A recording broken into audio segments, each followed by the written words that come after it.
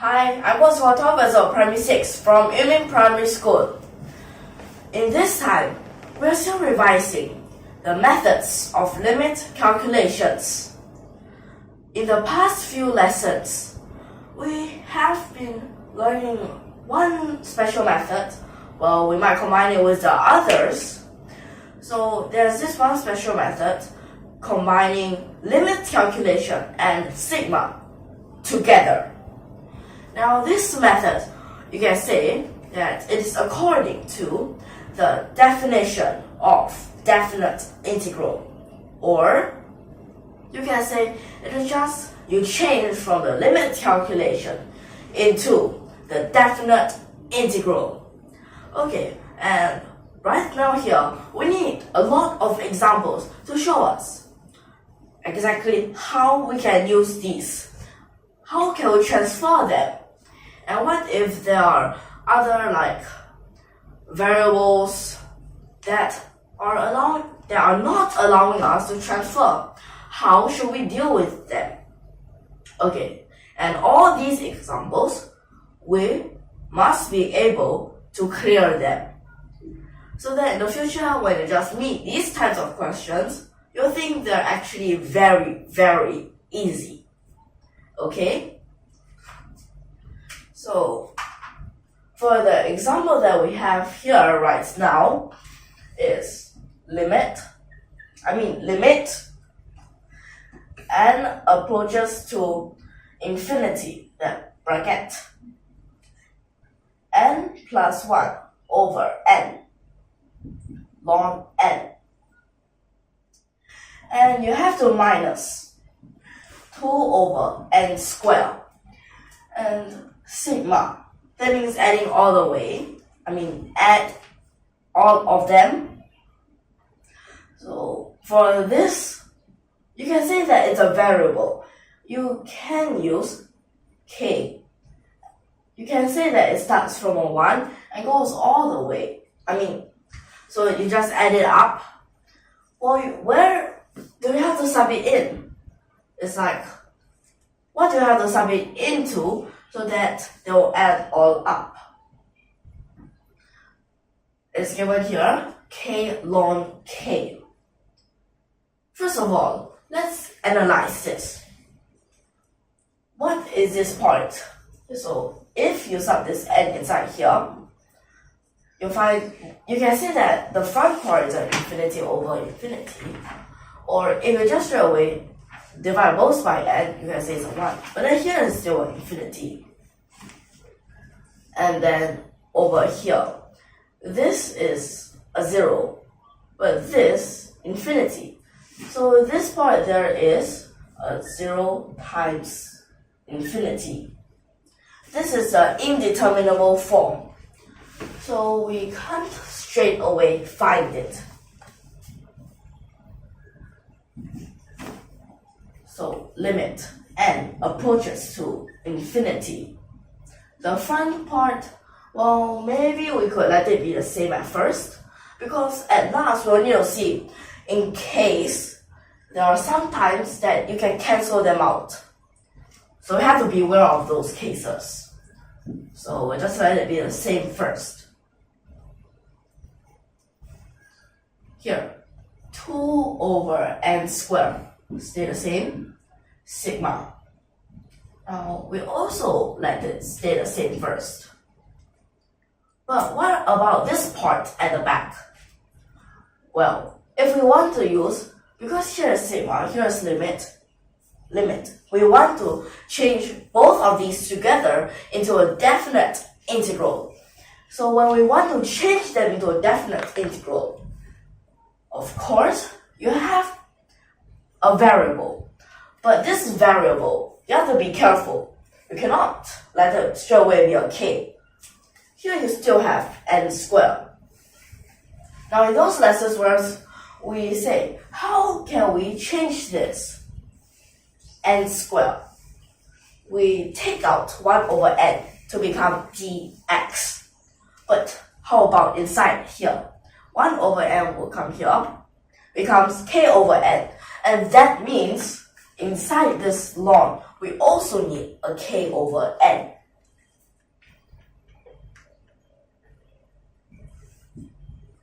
is actually saying it's ln k minus ln n.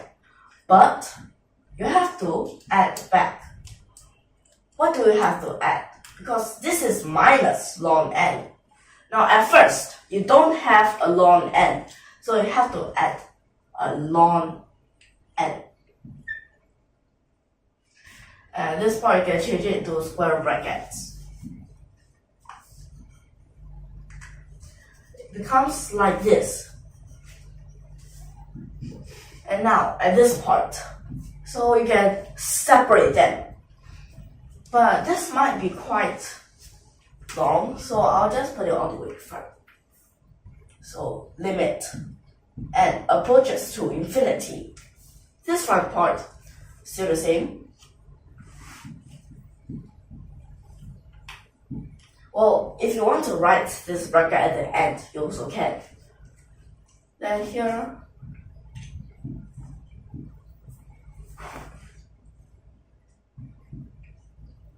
two over n squared, sigma k equals 1, then 2n. And then here, first part, k ln k over n. Then this part is minus.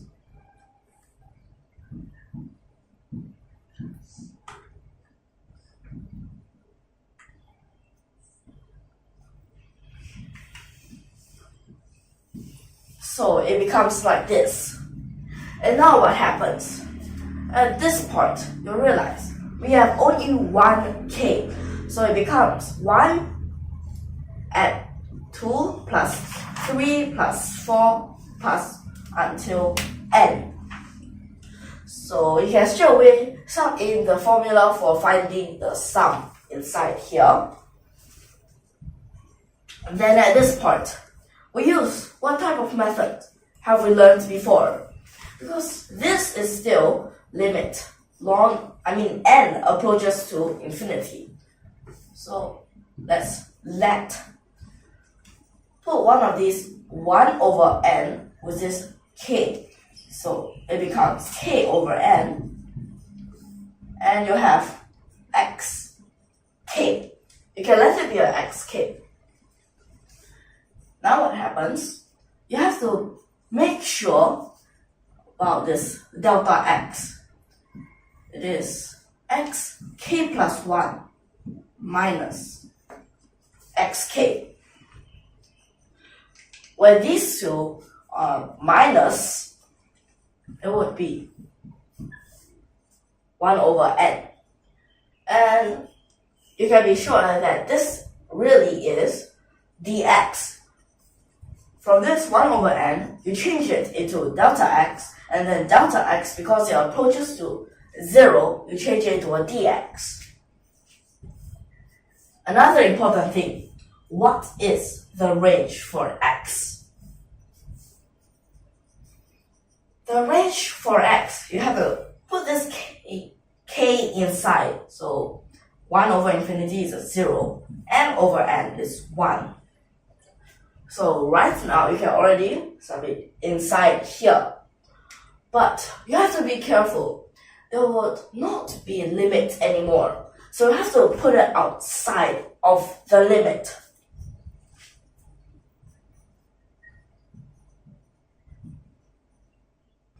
First part, still no change. Next is this part, because this needs the limit.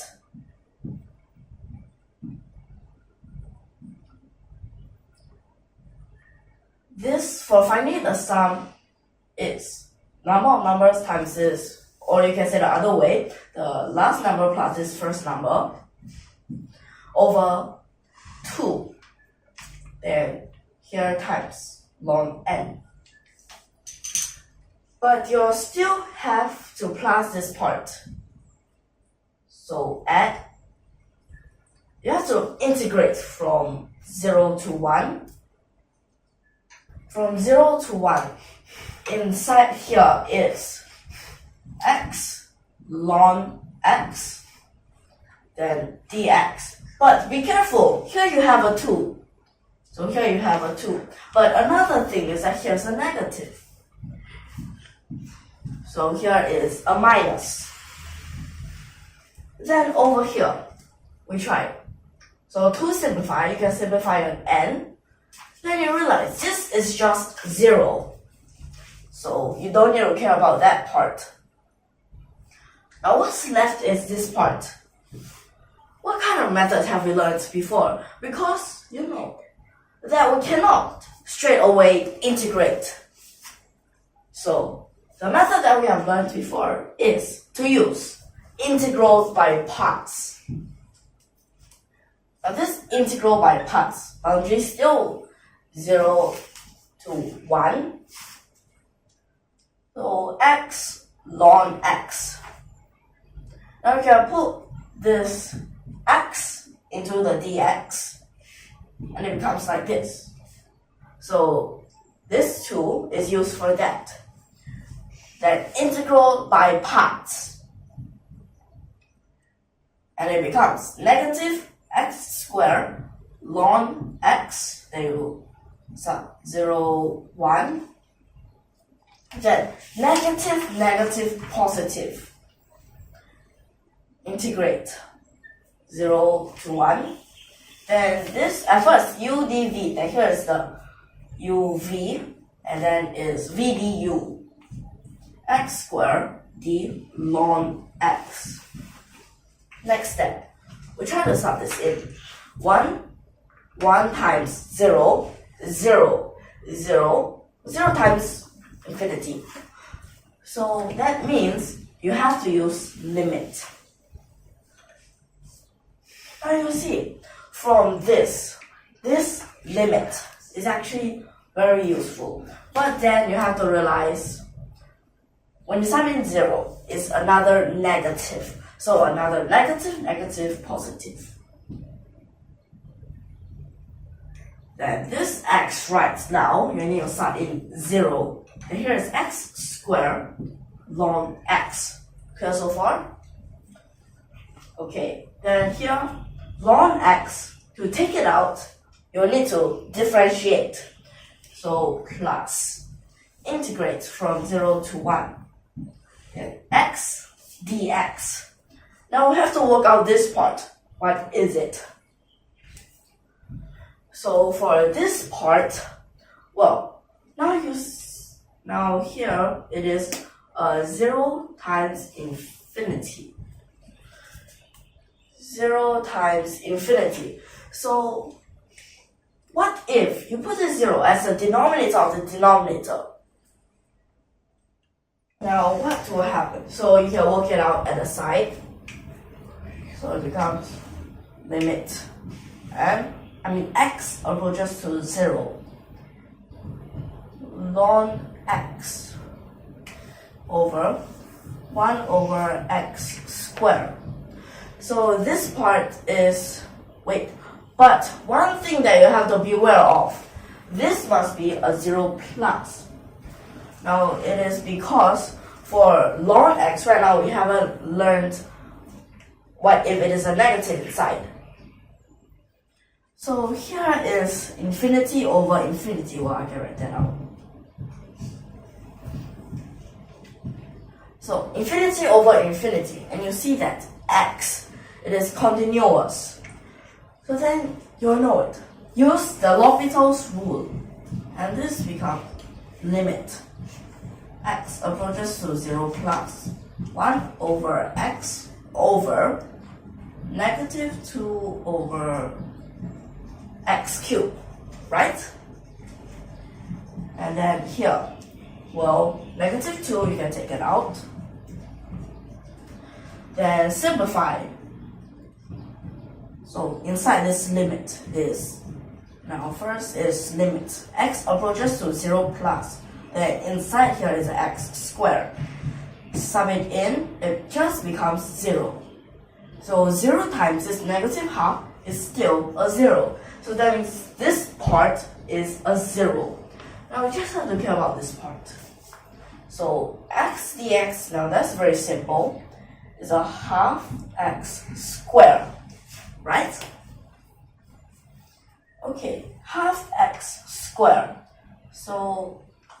0 to 1, right?